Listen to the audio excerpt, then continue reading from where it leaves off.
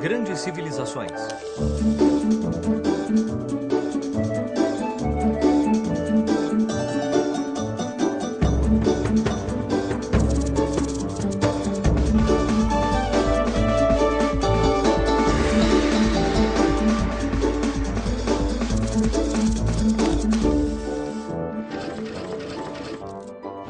Os Carolíngios, primeira parte. O período entre a queda de Roma e o início da Renascença tem sido chamado de Idade das Trevas. Também é chamado de Idade Média, porque está no meio, entre o esplendor da Roma Antiga e a Era Moderna. Em outras palavras, historicamente, a Idade Média foi pensada como uma fase ruim na história, um período de transição, como um porão escuro no qual a humanidade permaneceu escondida e dele só saiu novamente para a luz por volta do ano 1500, quando renasceram aquelas ideias clássicas que haviam sido brilhantes na época dos gregos e dos romanos. Mas, na verdade, muitas coisas realmente aconteceram nesse período. Foi durante esses anos que a Europa que conhecemos hoje começou a se formar. Espanha, França, Itália, Alemanha, Grã-Bretanha, Países Baixos, toda a Escandinávia, Áustria, Hungria, são países culturalmente descendentes daqueles famosos povos que ocuparam esses territórios logo após a queda do Império Romano.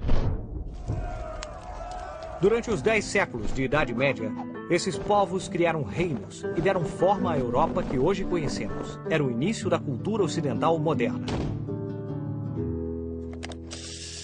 Os francos. Por volta do século V d.C., povos germânicos da Europa Central ameaçavam a estabilidade do Império Romano. Vocês lembram? Ah, sim, claro que a gente lembra. Muito bem, Pipo. Então, você lembra que foram grupos de povos germânicos que invadiram e destruíram Roma?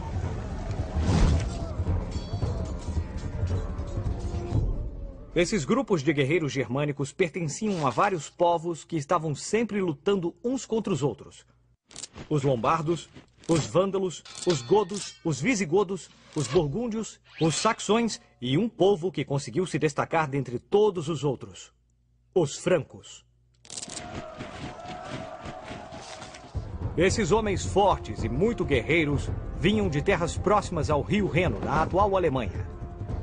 Os francos se destacavam dos outros porque tinham algo que dá a uma sociedade uma enorme vantagem. Tinham um grande líder. Quando Clovis nasceu, quem poderia imaginar que ele iria liderar seu povo com apenas 16 anos de idade e que nunca seria derrotado? Puxa, nunca seria derrotado? Isso mesmo. No ano de 481, ele se tornou o primeiro rei dos francos. E sob seu comando, expandiram suas terras, lutaram contra todos os povos vizinhos e conquistaram a maior parte da província romana da antiga Gália, onde hoje é a França. Ou seja, a atual França tem esse nome devido aos francos. Clovis começou governando a cidade de Paris. Mais tarde, se casou com uma bela princesa do povo da Borgonha, chamada Clotilde. Porém, Clotilde havia abraçado o cristianismo, religião na qual os francos não acreditavam nem um pouco. Parece que Clotilde falou tanto sobre isso, falou tanto, mas tanto, que finalmente... Quer saber? Você está certa. Todos devemos ser francos cristãos. Clovis cedeu. E por fim foi batizado. Esse foi um evento importante, porque a partir de Clovis, todos os francos se converteram ao cristianismo, o que solidificou a relação entre reis e a igreja cristã, que duraria séculos. Os cavaleiros feudais.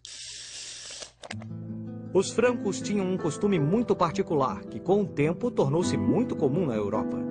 Quando um rei morria, seu reino era dividido entre seus filhos, os príncipes. Cada um passava a ter suas próprias terras, onde construíam castelos para vigiá-las.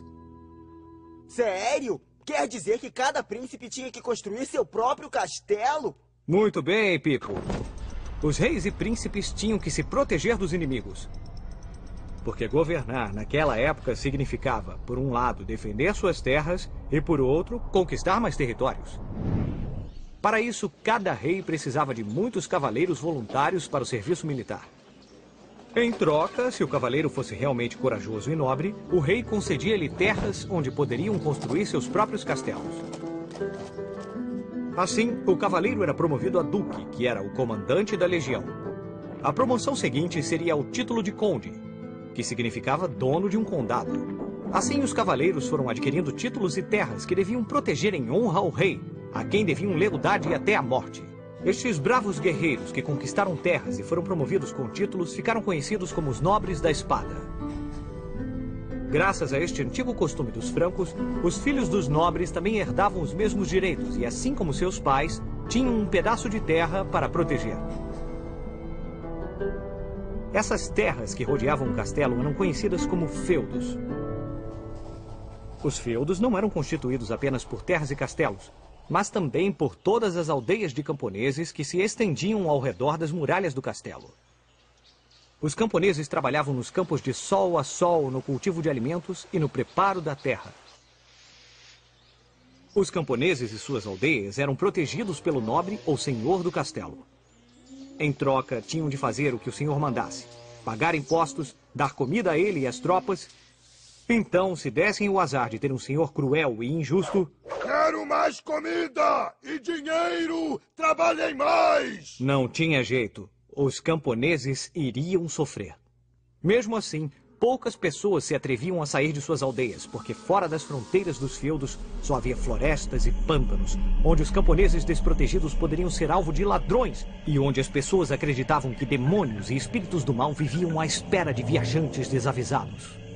Os camponeses da Europa não sabiam ler nem escrever e raramente recebiam notícias vindas de fora de suas aldeias.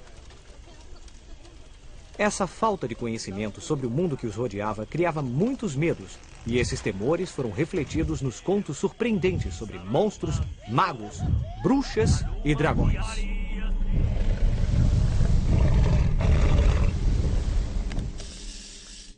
O sistema feudal. Durante a Idade Média, diferentes povos lutaram entre si. Os nobres compunham os exércitos que juravam lealdade uns aos outros. Eles fizeram guerra por toda a Europa e protegiam os interesses de seus reis. Será que eles lutavam o tempo todo durante a guerra? Como conseguiam dinheiro e comida? Como esses nobres faziam para se manter? Pergunta inteligente, Pipo. Os nobres precisavam de cavalos, armaduras, espadas, capas e alimentos. E tudo isso vinha dos camponeses, que trabalhavam incansavelmente em cada feudo.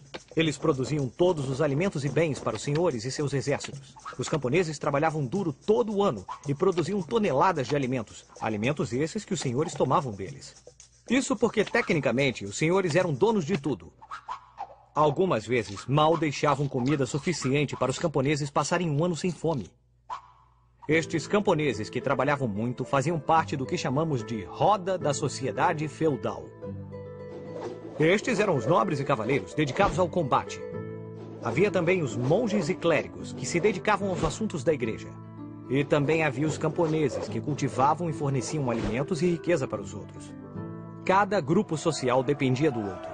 Os camponeses tinham de ser defendidos pelos senhores e nobres contra invasores, para que pudessem cuidar dos alimentos que seriam consumidos pelos senhores e pelos religiosos. Essas três camadas da sociedade eram muito rigorosas e ninguém podia passar de uma para outra. Esse era o sistema feudal. Vamos usar nossa bússola do tempo para ver o que estava acontecendo nos outros lugares do mundo nessa mesma época. O que estava acontecendo no Japão, enquanto a Europa estava à mercê dos reis e cavaleiros? No século XIII, o Japão mudou para sempre. Depois de séculos de guerras entre duas famílias inimigas, um grande chefe militar chamado Yoritomo subiu ao poder e foi proclamado o primeiro shogun do Japão. Este foi o início de um longo período do Japão feudal, que durou 7 séculos, e ficou conhecido como a Era dos Shoguns. Os shoguns mantiveram seu poder por tanto tempo graças a um grupo de elite de fiéis guerreiros chamados samurais. O Shogun premiava o samurai com terras e riquezas em troca de sua fidelidade. Aí, igualzinho ao que estava acontecendo na Europa nessa época. Exatamente. Na Europa, os cavaleiros protegiam as terras do rei. E no Japão, os samurais estavam fazendo a mesma coisa, protegendo o poder do Shogun. O sistema feudal também existia do outro lado do mundo. Vamos ver o que vai acontecer em Os Carolíngios, segunda parte. Depois de incansáveis campanhas contra os lombardos, saxões, ávaros, eslavos, os godos e os visigodos, Carlos Magno conseguiu criar seu grande império. Mas ele não era apenas um grande conquistador. Carlos Magno também queria unificar os senhores e as aldeias de seu império sob uma única religião e uma cultura compartilhada, baseando seu poder no conhecimento.